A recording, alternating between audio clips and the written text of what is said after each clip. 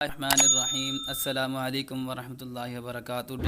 کیسے ہیں؟ امید کرتا ہوں آپ سب خیریت سے ہوں گے۔ آج کا ہمارا لیکچر ہے ترجمۃ القرآن المجید 12ویں جماعت کا۔ چلیں اس کو شروع کرتے ہیں۔ پہلے لیکچر کے اندر ہم نے ترجمۃ القرآن کی جو ابتدائی باتیں تھیں، تلاوت قرآن پاک کے آداب، اور اسی طرح جو سورۃ النساء کا تعارف تھا، وہ ہم نے پہلے لیکچر کے اندر سیکھ لیا تھا۔ آج کا ہمارا جو لیکچر ہے وہ ہے سورۃ النساء کی ابتدائی 2 آیات کا ترجمہ اور ان کے الفاظ کے میننگ، اور اس کے بعد مختصر سی ان کی تشریح، تاکہ ہمیں جو بورڈ کے اندر ہمارا کام، بورڈ کے اندر ہمارے صحیح طرح رہنمائی کرے، اور بورڈ کے اندر ہمیں صحیح نمبروں کے اندر کامیابی حاصل کرنے کے اندر مدد دیں۔ تو انہی کو ہم سیکھیں گے، زیادہ لمبی بات نہیں کریں گے۔ چلیں شروع کرتے ہیں۔ سب سے پہلے بسم اللہ الرحمن الرحیم۔ اللہ کے نام کے ساتھ شروع کرتا ہوں جو بڑا مہربان اور نہایت رحم کرنے والا ہے۔ یا ایھا الناس اتقوا ربکم الذی خلقکم من نفس واحدہ وخلق منها زوجها وبث منہما رجالا کثیرا ونساء۔ تو سب سے پہلے یہ الفاظ کے میننگ کرتے لیتے ہیں، یعنی ایک ایک لفظ کا ہم الگ الگ میننگ سیکھ لیتے ہیں، پھر اس کے بعد باب محاورہ ترجمہ کر لیں گے، اور اگر کوئی تشریح والی بات ہوئی تو وہ بھی آپ کو بتا دیں گے۔ یا ایھا کا مطلب ہوتا ہے اے لوگ، اے صرف ہوتا ہے۔ یا ایھا کا مطلب اے۔ الناس کا مطلب ہوتا ہے لوگوں۔ اتقو ڈرو، ربکم اپنے رب سے، الذی وہ جس نے، الذی وہ جس نے، اور ایک کہیں جگہ پر کسی جگہ پر یہ آتا ہے وہ جو کہ، یہاں پر وہ جس نے، خلقکم تمہیں پیدا کیا، خلقکم تمہیں پیدا کیا، من سے، نفس جان، واحدہ ایک، ٹھیک ہے۔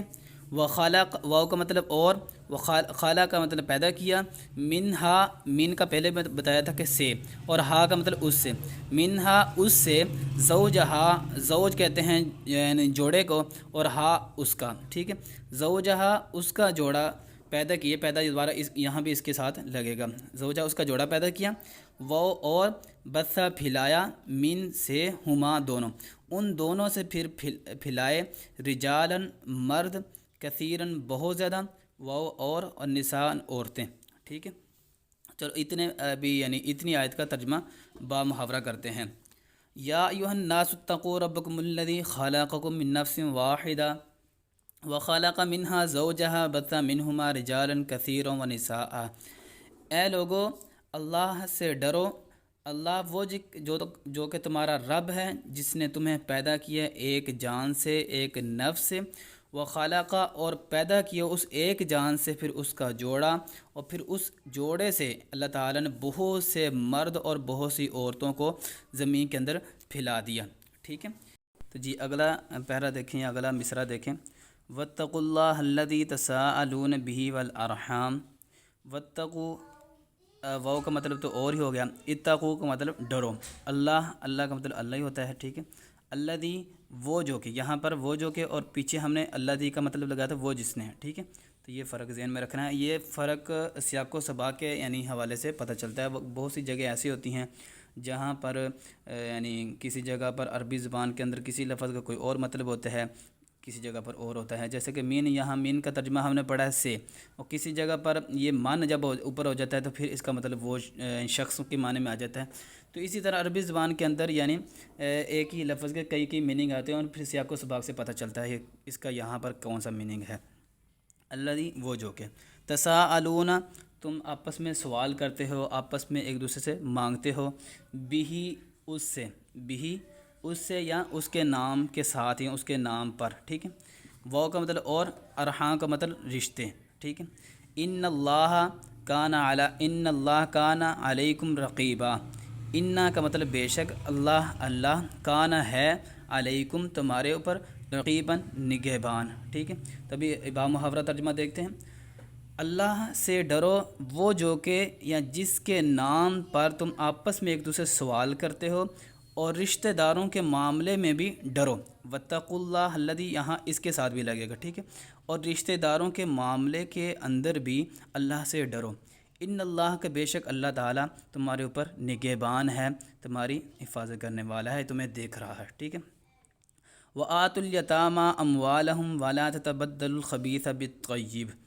وآتوا اور وآتوا کا ترجمہ ہے اور دے دو، و آتو کا مطلب دے دو یا عطا کر دو، الیتامہ یتیم، الیتامہ یہ یتیم کی جمع ہے یتامہ، ٹھیک ہے، اس کا مطلب یتیم ہی ہے۔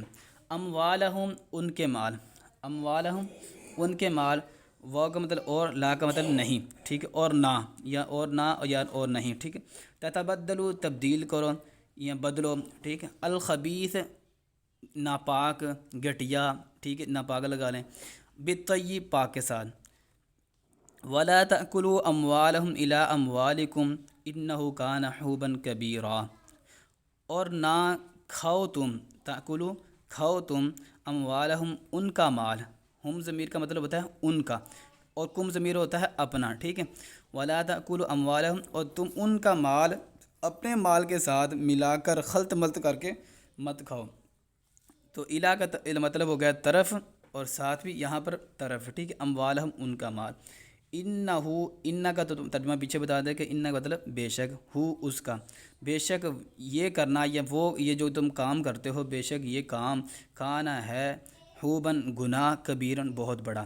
تو ابھی بامحاورہ ترجمہ اس آیت کا دیکھتے ہیں، اور یتیموں کو ان کا مال دے دو، یتیموں کو ان کا مال دے دو، اور ان کے مال کو اب یعنی اچھے مال کو غلط مال کے ساتھ یا عمدہ مال کو گھٹیا مال کے ساتھ خلط ملط نہ کرو، ولا تاکل، اور اپنے مال کے ساتھ ان کے مال کو خلط مل کر ملا کر مات کھاؤ، کہ ایسا کرنا بے شک یہ بہت بڑا گناہ ہے۔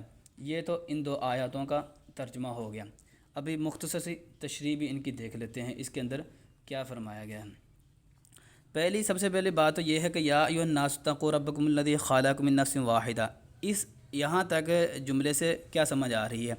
یہاں تک جملے سے تو یہی اللہ تعالیٰ نے بتایا ہے کہ دیکھو اللہ تعالیٰ نے سب سے پہلے انسان کو ایک نفس سے پیدا کیا، یعنی اللہ تعالیٰ نے سب سے پہلے آدم علیہ السلام کو پیدا کیا، پھر آدم علیہ السلام کی بائیں پسلی سے اماں حوا علیہ السلام کو پیدا کیا۔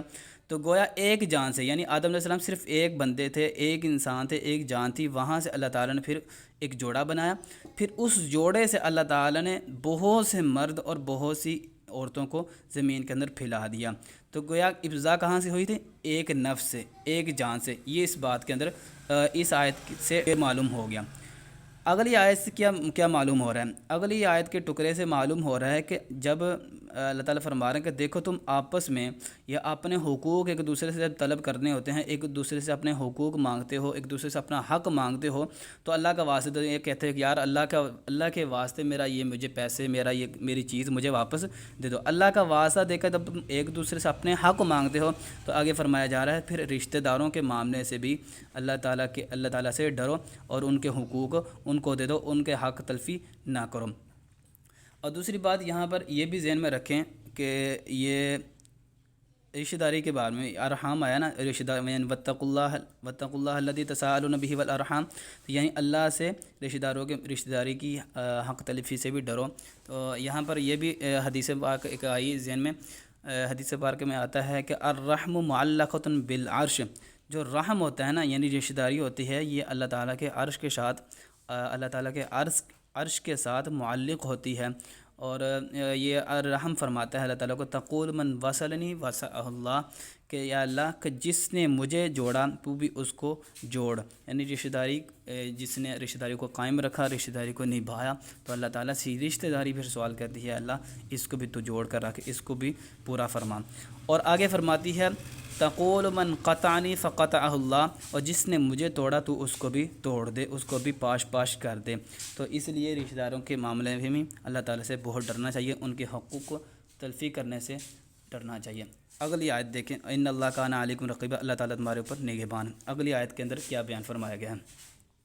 اگلی آیت کے اندر سب سے پہلے تو یہ فرمایا گیا ہے کہ یتیموں کو ان کا مال دے دو، یعنی جب بچے کا کسی کا والد فوت ہوتا ہے، تو جب وہ یتیم ہے، اگر وہ نابالغ ہے، وہ چھوٹا ہے، اس کا آپ یعنی جب حصہ دیں گے، اس کی میراث کے اندر جو بھی حق بنے گا تو اس کو دیں گے، تو وہ اپنے مال کو ضائع کر دے، اس کو پتہ نہیں ہے کہ میں کیسے سنبھالوں گا کیسے نہیں۔ تو ان کے ورثاء کو خطاب کیا جا رہا ہے کہ ان کے ورثاء کو کہ وہ ان کا مال اپنے پاس رکھ لیں، ان کے پاس جمع کر لیں، اور جب وہ بالغ ہو جائیں تو پھر ان کو دے دیں۔ تو اس کے اندر پھر اللہ تعالیٰ نے 3 چیزیں بیان فرمائی ہیں، اس آیت کے اندر 3 چیزیں بیان فرمائی ہیں۔ ایک یہ کہ جب بچہ بالغ ہو جائے اور سمجھدار ہو جائے تو ان کی امانت ان کی امانت دیانت داری کے ساتھ ان کے سپرد ان کے حوالے کر دی جائے، ایک بات۔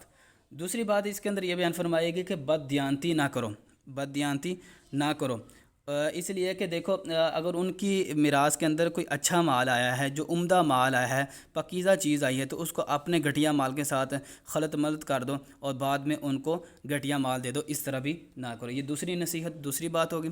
تیسری بات اس کے اندر کیا بیان فرمائے گی؟ تیسری بات یہ بیان فرمائے گی ہے کہ ان کے مال کو اپنے مال کے ساتھ ملا کر خلط ملط کر کر جان بوجھ کر یا بے پرواہی سے کہ ان کے مال کو ضائع بھی نہ کر دو اور بعد میں کہہ دو جی یہ تو ہم سے ضائع، اور یہ تو ختم ہو گیا ہے، یہ تو خراب ہو گیا، ضائع ہو گیا، اس طرح بھی نہ کرو، بلکہ ان کے مال کی جس طرح اپنے مال کی حفاظت کرتے ہیں ان کے مال کی بھی حفاظت کرو، اور جب وہ بالغ سمجھدار ہو جائیں تو ان کے مال کو ان کے حوالے اور سپرد کر دو۔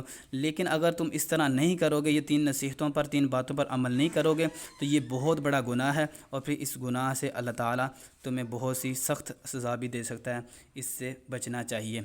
تو امید کرتا ہوں آج کا یہ جو ہمارا لیکچر تھا ترجمۃ القرآن کے حوالے سے سورۃ النساء کی ابتدائی 2 آیات کا ترجمہ اور ان کے الفاظ کی میننگ مختصر سی تشریح آپ کو سمجھ آیا ہوگا۔